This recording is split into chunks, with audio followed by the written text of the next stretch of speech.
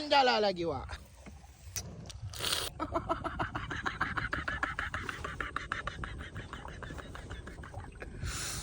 Lah mengemban jala pula engkau lagi, Tan.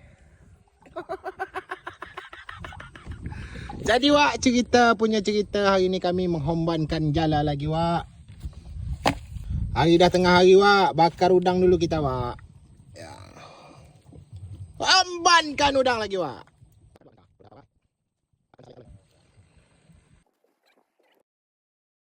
Alhamdulillah, Wak, rezeki kita hari ni ngomban jala juga tengok. Jadi, Wak, air sudah pasang. Kita nyantai dulu, Wak, dekat kuala sungai ni.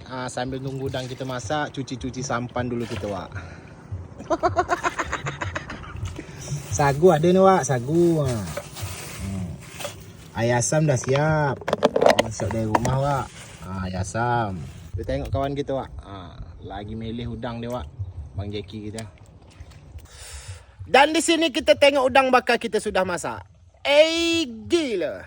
Menyala, Wak ai.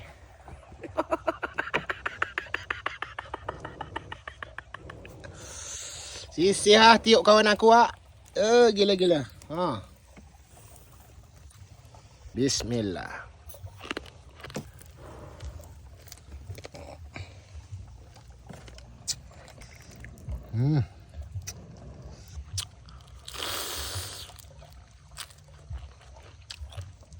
Gila, Wak. Bapak-bapak lemak. Dah, hijau-hijau dihentam kawan aku, Wak ai.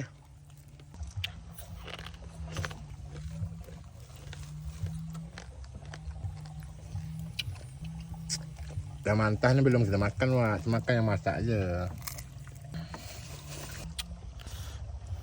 Pak sagu dia, Wak. Gigit lada dulu, Wak, biar ada perlawanan kan.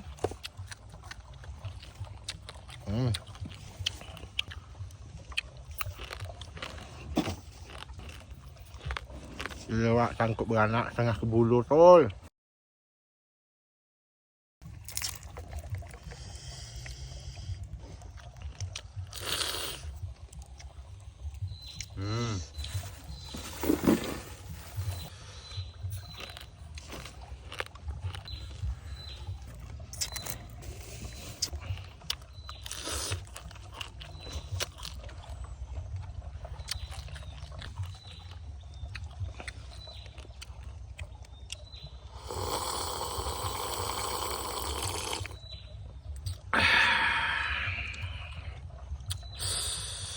Gila, Wak.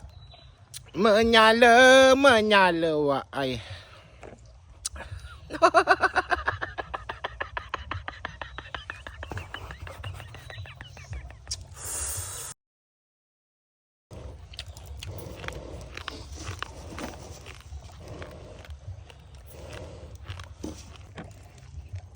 Sisi, Wak, tangkuk kawan aku. Tangkuk ke bulu tol.